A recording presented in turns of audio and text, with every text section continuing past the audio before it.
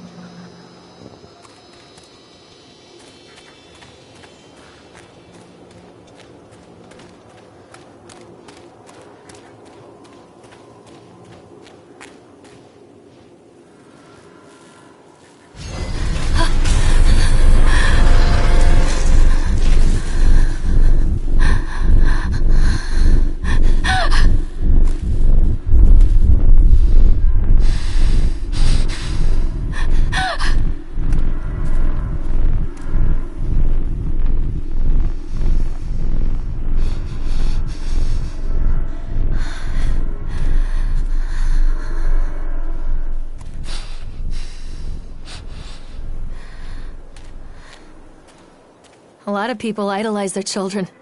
You hear them talking about their kids and just the way they talk, their fucking voices make me want to vomit. My angel likes to read, and little Johnny is so good on the piano. Fuck those people! You give up 9 months of your life carrying them, you traumatize yourself giving birth to them, and then you spend the rest of your life as their slave. Wiping asses, mopping up piss, feeding them. Little life-sucking monsters who take and take and take until... we all go insane. Any parent who pretends otherwise is just dishonest. That's called choice supportive bias. I am honest. Callum really grinds my gears, and he owes me everything. Everything. It'd serve the little fuck right if I just abandoned him.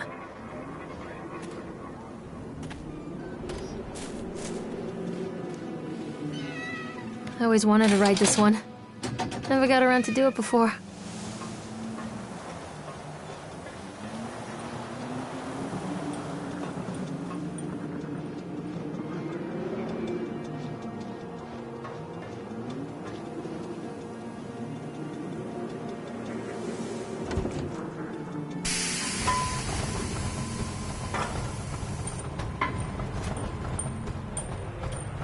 What do you want?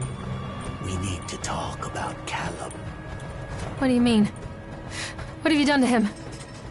That's insulting. You and your boy are everything that this place doesn't want. The antithesis of what we stand for. Where is Callum? The poor child. He tried so hard to do what he was taught. He even left you a trail of breadcrumbs. But the park is just so hungry. Tell me where my son is. Witch has him now. Has both of you. No happy ending here, I'm afraid. Just leave me alone. Fool. You always were.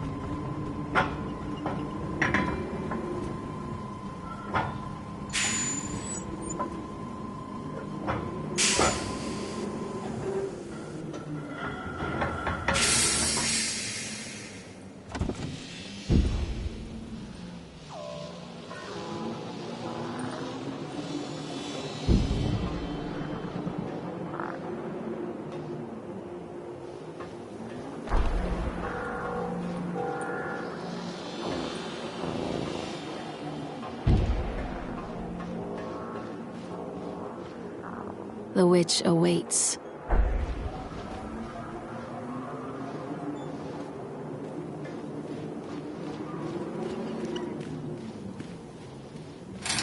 Callum has bruises on his arms, finger marks.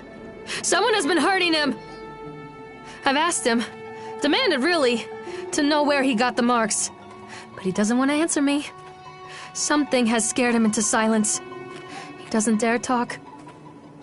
He's been changing too. Something sinister lurks in the darkness behind his eyes. I catch him staring at me at odd moments. In the night, he tosses and turns and cries out words that I cannot understand. When I try to soothe him, he snaps and bites at my fingers. I think he wants to talk to me. I think he wants to tell me. But they are watching him every minute of every day. They are whispering to him in his sleep, changing him. They are taking my baby away from me. I can save him. There will be pain. But I love him, and in the end, he will understand why.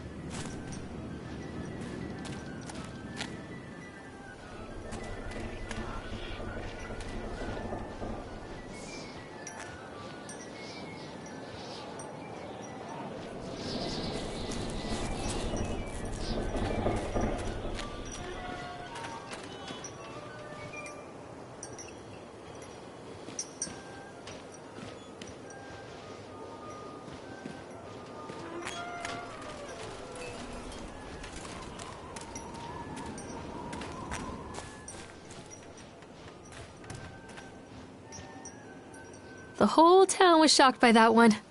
Never found out who did it.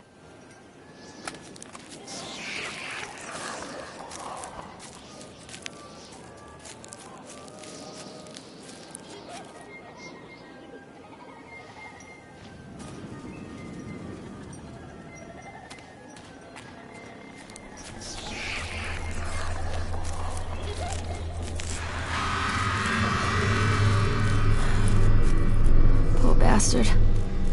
Who did this to him?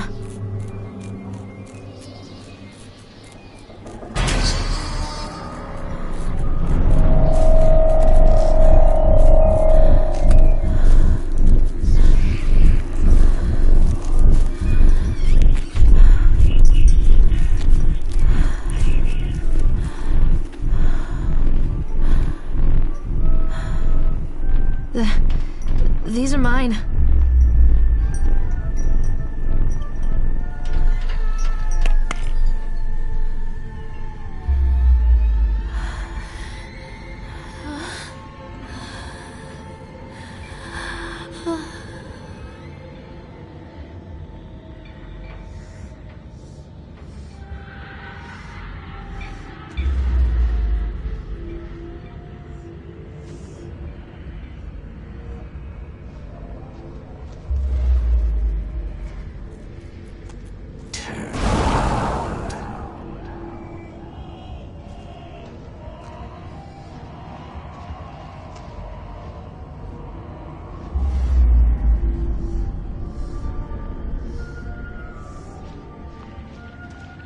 Don't touch me!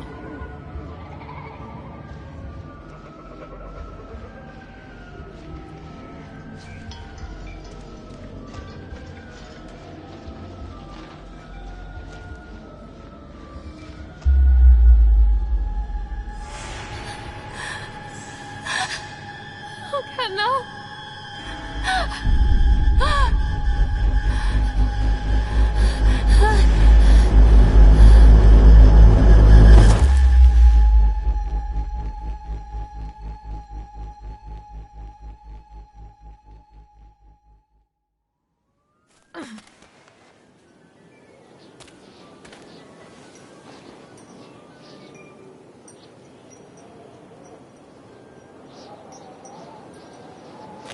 The park is a collage of contradictions all of its own.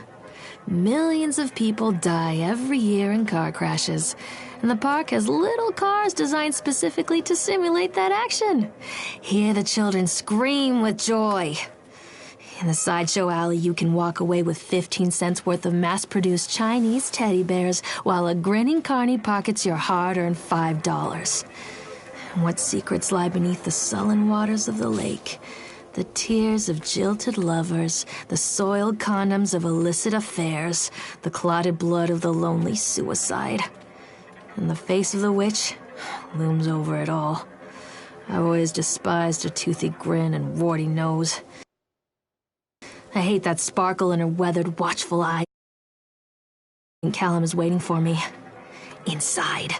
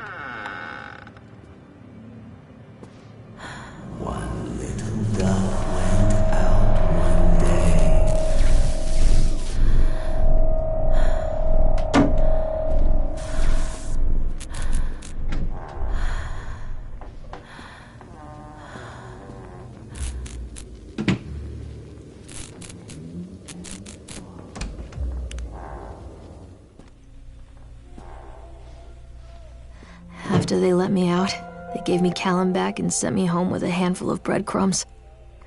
Home, bittersweet home. I barely recognized it. Where there had been color and light, there were shadows and regrets. Where there had been warmth, there was a bone-deep coldness that never went away. I tried my hardest to keep the ghosts at bay. Don, watching from the dusty corners while I tried to teach his son to read. My father, coldly assessing me and finding me lacking. I devoted myself to Callum and did the things that they told me. It will get better, they said. Every day will be a little better than the last. I'm in the woods now, lost and afraid. Things never got any better.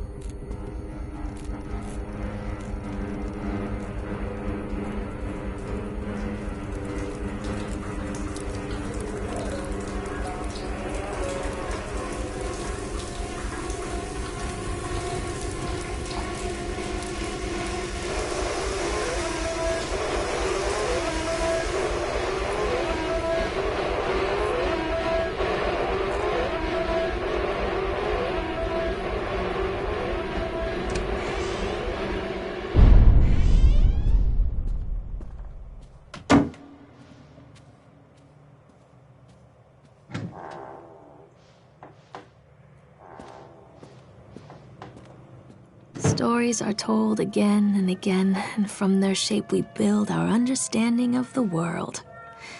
Two children are led into the woods. They are lost for a time, but then are captured by an old witch. A child goes missing in Atlantic Island Park. He wanders lost for a time, before finding his way into the mouth of an old witch. In the oldest version of this story, the mother and the witch were the same person. I never wanted to be the witch, but I am, aren't I?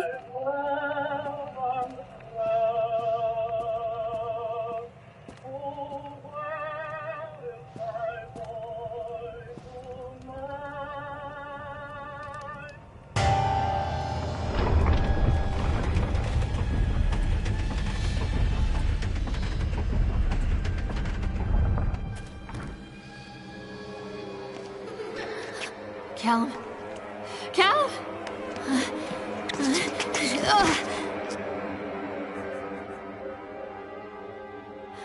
Callum? Callum? Callum!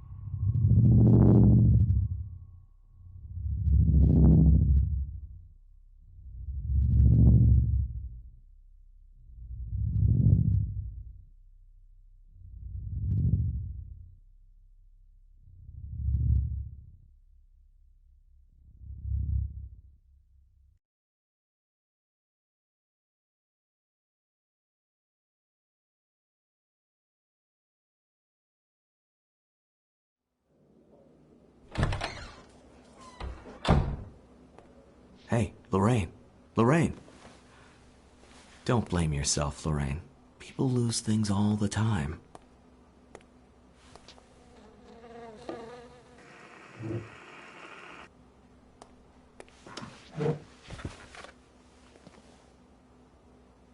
Take a deep breath and think about the last place you saw your son.